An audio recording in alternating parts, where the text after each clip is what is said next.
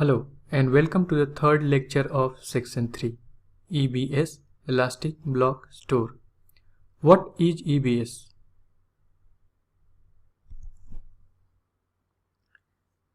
Here's an entire AWS cloud on your screen.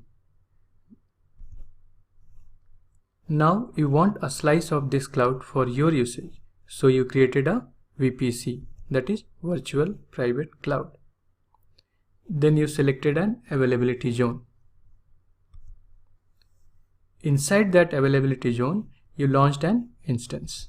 Here's the instance. While launching an instance, we can configure the storage volume. You will see this in action in section 5 in our lab demo.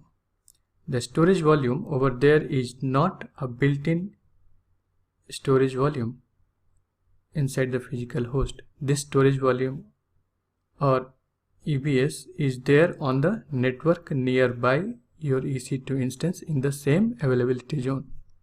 This can be represented like this.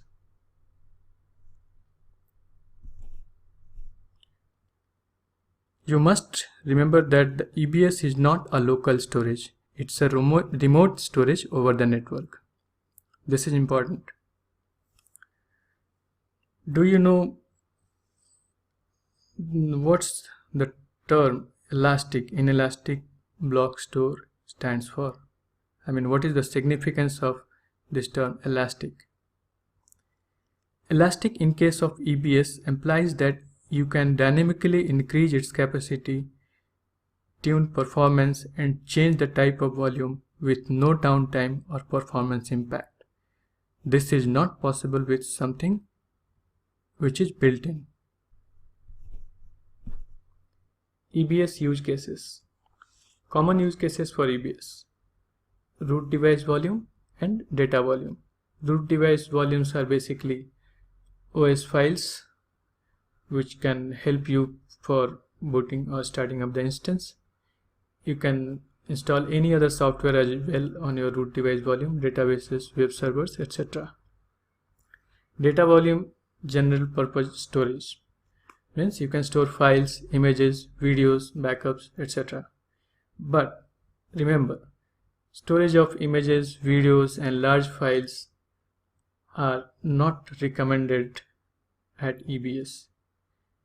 For that, there's another service which we will see later on in the course, and it is named S3. That is most suitable for images and video storage because it's cost effective as well as offers more flexibility. EBS basics. At any point in time, a specific EBS volume can be attached to one instance only. So remember, one EBS volume can be attached to one EC2 instance only, but many EBS volumes can be attached to a single EC2 instance. A volume can be attached to an instance in the same availability zone. We have seen this in the diagram. To oversimplify this, think of one EBS volume as one storage device. So you can attach more than one storage device to your instance, but the reverse is not true.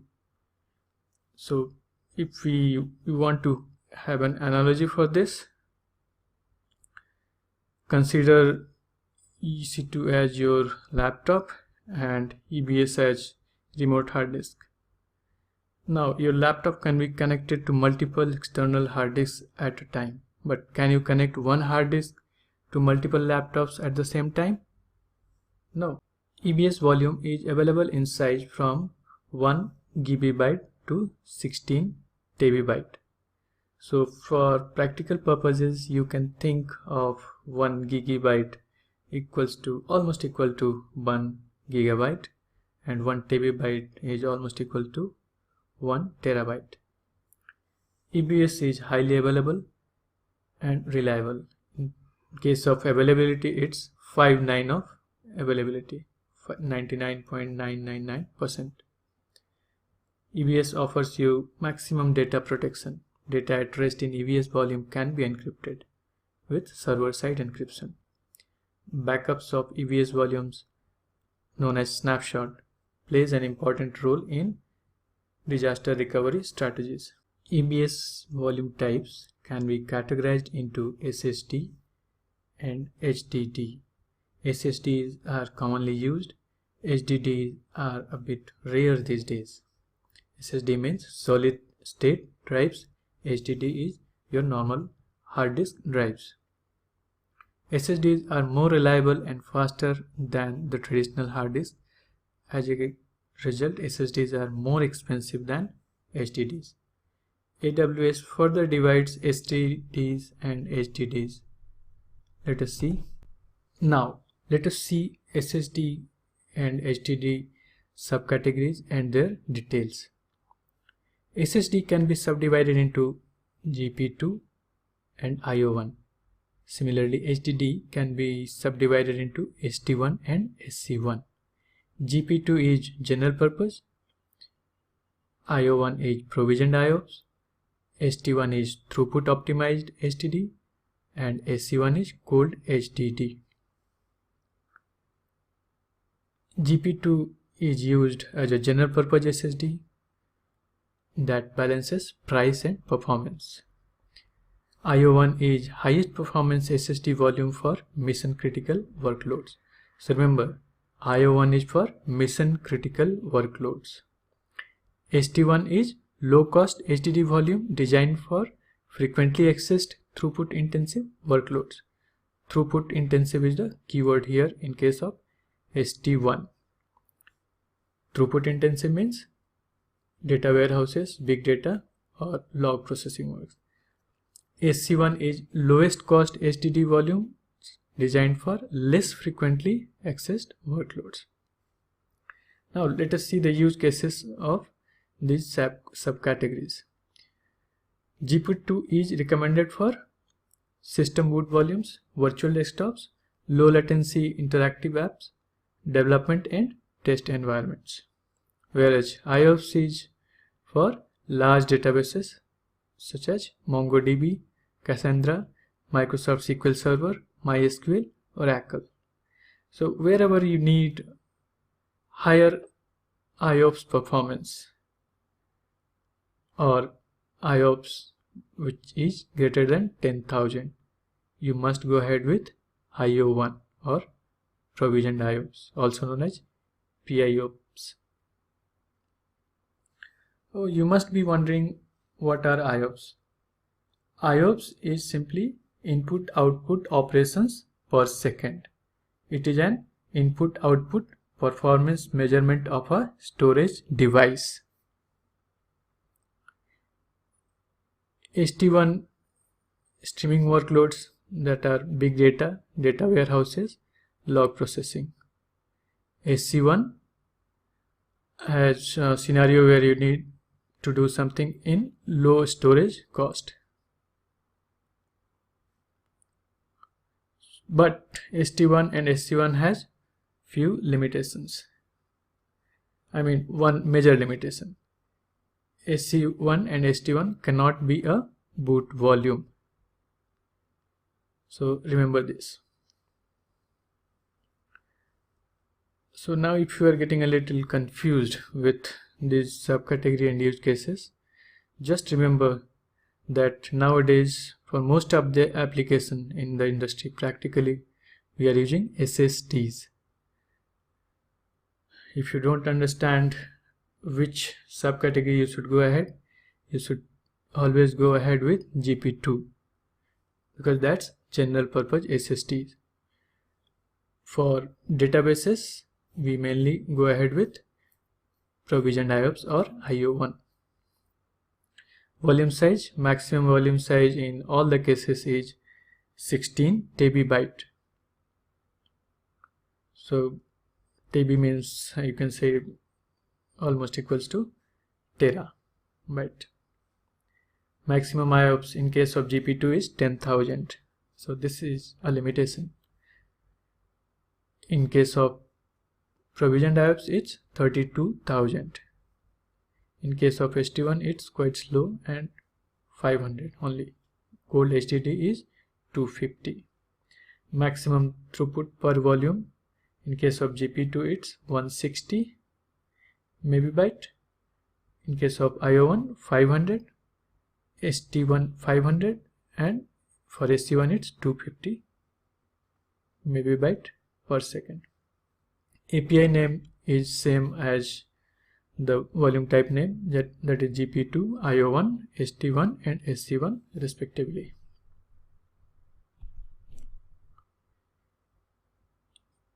Snapshot can be created with the help of EBS volumes. Snapshots are a point in time backup. Each snapshot contains all of the information needed to restore your data to a new EBS volume. So just remember, each snapshot is independent. It's not dependent on any other snapshot practically. Snapshots are core of any disaster recovery strategy. You can create a snapshot from attached or unattached volume. A snapshot is stored in AWS S3, Simple Storage Service. Snapshots can be shared across different accounts. Snapshots can be copied to different regions. Deleting a snapshot of a volume has no effect on the volume. Deleting a volume has no effect on the snapshots made from it. If you make periodic snapshots of a volume, the snapshots are incremental, which means that only the blocks on the device that have changed after your last snapshots are saved in the new snapshot. Incremental snapshots in EBS volumes save time, as you don't need to continuously make a complete backup of your entire data after the first snapshot. That is, only first snapshot has the entire data. So though I said that snapshots are independent of each other, it's not completely true. Snapshots are independent in the sense that even if you delete all the prior snapshots, the final snapshot can work independently, because it will copy data from, before deleting it will copy data from the snapshots which you are going to delete. Even though snapshots are saved incrementally, the snapshot deletion process is designed so that you need to retain only the most recent snapshot in order to restore the volume. Deleting a snapshot might not reduce your organization's data storage costs. We'll say this. Now, here's a volume, an EBS volume of 10 GB. We have taken a snapshot A of the volume. This is the first snapshot and we have named it as snap A, and this is 10 GB. So suppose we have taken this snapshot tonight. Now this is state 2. Tomorrow we have taken a snapshot of the same volume, but tomorrow we have observed that out of 10 GB of data, 4 GB have been edited. So what's the difference between yesterday's volume and today's volume? 6 GB is common. I mean, whatever data was here, it's there as well, but 4 GB of data have been edited. So snapshot B, it will contain 4 GB of data that has been edited, and for 6 GB it will reference, it will not copy, but it will reference to snap A. Now state 3, day after tomorrow we are going to take a snapshot of the same volume. Now it has added a 2 GB data. Let us see this. You can see with that just below the yellow line, 2 GB of data is added over there. So this makes the volume, the size of the volume as 12 GB. Now if you are going for a snapshot C, what happens here?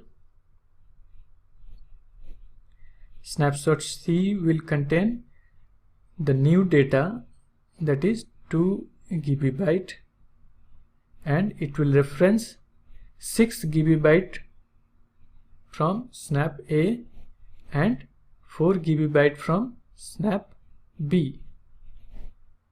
See, this 4 GB is here. The same thing has been represented here in the third one. So I think this makes sense.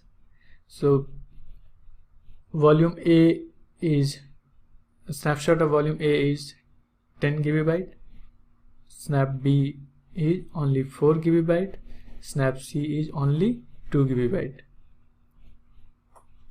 So now let us think of a scenario where you are deleting snap A, this,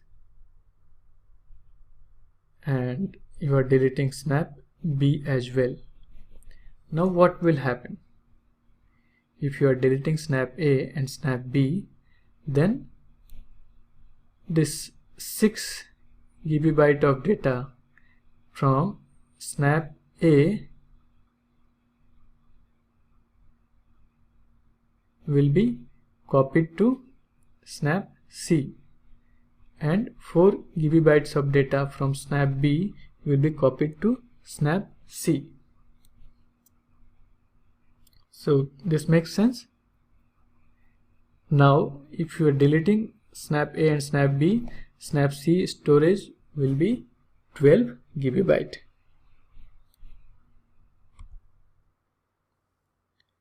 Thank you. Here we learned about EBS and snapshots. Take a break and join me for the next lecture.